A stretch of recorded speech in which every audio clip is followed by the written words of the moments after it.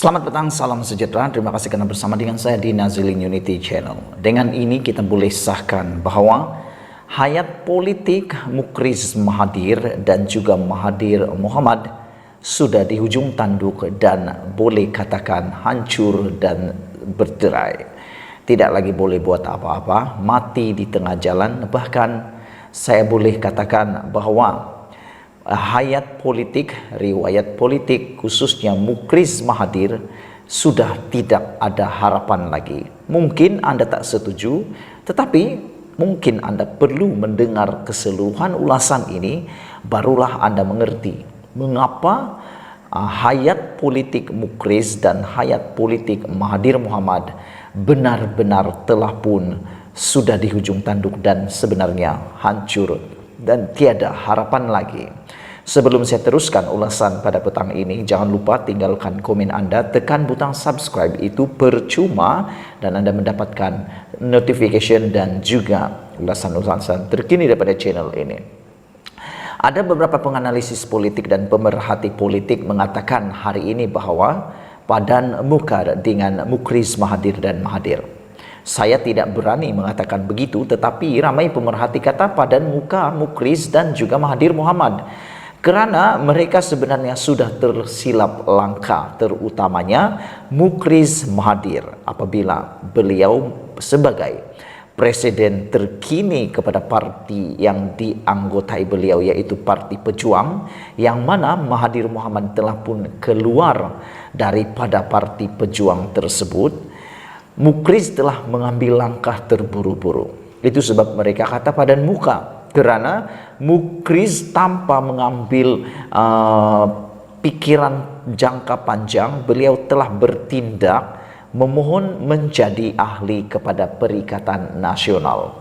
Mungkin di dalam benak, dalam pemikiran Mukriz Mahathir ialah kebangkitan Perikatan Nasional di Kedah dan Perlis khususnya boleh membantu untuk menghidupkan semula saki-baki peluang beliau untuk mahu bangkit semula dalam arena politik Malaysia, khususnya selepas kalah teruk dalam PRU 15 baru-baru ini, yang mana beliau terpaksa akur sehingga deposit ataupun deposit beliau sebagai calon pada waktu itu lenyap dan hangus.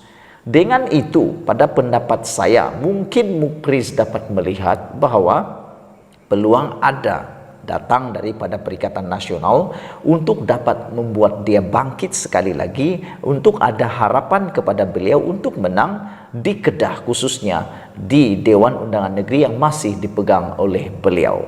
Namun seperti kata para pemerhati politik dan penganalisis politik petang tadi, mereka kata padan muka dengan Mukriz kerana tersilap langkah.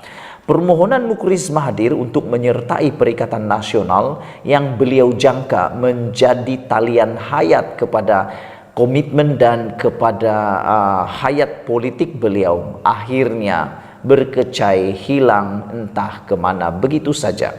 Ini gara-gara apabila Perikatan Nasional sah telah menolak permohonan pejuang untuk menjadi ahli kepada Perikatan Nasional.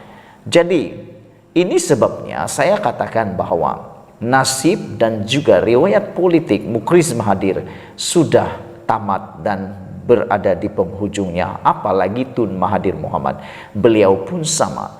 Kalau pejuang pun ditolak oleh Perikatan Nasional, ini kan pula parti dalam gerakan Putra. Kerana kita dengar Putra juga ada keinginan untuk menyertai Perikatan Nasional ataupun bekerja sama dengan Perikatan Nasional.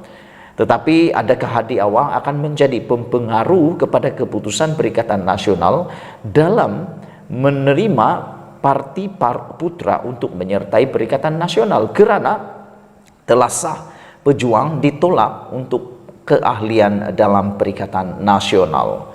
Jadi talian hayat terakhir untuk Mukriz Mahathir bolehlah disahkan sudah hilang, berkecai. Kenapa berkecai? Begini, di mana lagikah Mukriz boleh berseru, menyeru dan boleh berpaut untuk mendapatkan talian hayat? Beliau telah melakukan satu langkah yang salah. menyertai Perikatan Nasional.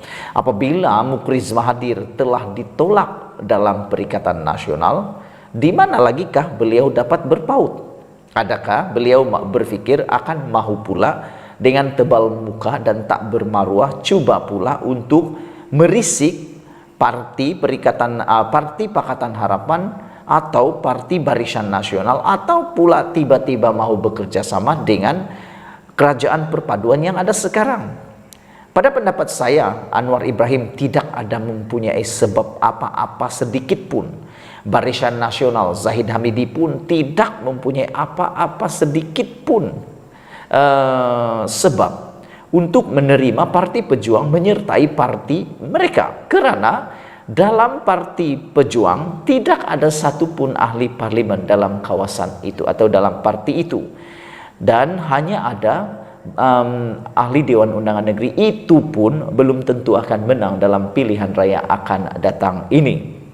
Jadi, adakah UMNO melalui Barisan Nasional dan adakah parti-parti komponen dalam Pakatan Harapan akan menerima Parti Pejuang yang dipimpin oleh presidennya Mukriz Mahathir ini? Saya jangkakan bahwa mereka tidak akan menerima Parti Pejuang. Sama seperti Perikatan Nasional, karena sudah terbukti bahwa kehadiran Parti Pejuang tidak membawa apa-apa makna kepada parti ataupun gabungan parti seperti Barisan Nasional dan juga Pakatan Harapan, melainkan mereka mempunyai ahli parlimen. Namun seperti yang kita tahu, mereka tidak mempunyai sesiapa ahli parlimen. Jadi kalau diterima pun tidak ada masalah, ditolak pun tidak ada masalah, ditolak lagi bagus. Itu sebabnya Perikatan Nasional mungkin terfikir seperti itu, bahwa Parti Pejuang tidak mempunyai apa-apa nilai tambah untuk parti atau gabungan Perikatan Nasional. Usaha pejuang untuk mendapatkan keselamatan politik yang lebih terjamin dengan menyertai Perikatan Nasional hari ini disahkan gagal. Majelis Tertinggi Perikatan Nasional memutuskan untuk menolak permohonan pejuang untuk menyertai gabungan itu. Setiausaha Agung Perikatan Nasional Hamzah Zainuddin dalam satu kenyataan berkata, keputusan itu dibuat semasa mesyuarat semalam. Majelis Tertinggi telah membuat keputusan menolak permohonan kemasukan Parti Pejuang Tanah Air ke Perikatan Nasional. Hamzah tidak memberikan sebarang alasan mengapa gabungan berkenan memutuskan untuk menolak pejuang. Namun pada pendapat saya, Parti Perikatan Nasional menolak Parti Pejuang kerana tidak mempunyai apa-apa nilai tambah untuk Perikatan Nasional dan mungkin hanya akan menyebabkan lebih banyak kerosakan kepada Perikatan Nasional. Sekian dulu untuk kali ini. Apa pendapat kamu dengan penolakan Parti Pejuang oleh Perikatan Nasional ini? Adakah Anda juga sehaluan dengan pemikiran saya? Jangan lupa tekan butang subscribe. Tekan butang subscribe itu percuma, dan sila tinggalkan komen Anda untuk isu kali ini. Malaysia kita punya, kita jaga sama-sama, cintai Malaysiaku. Bye-bye.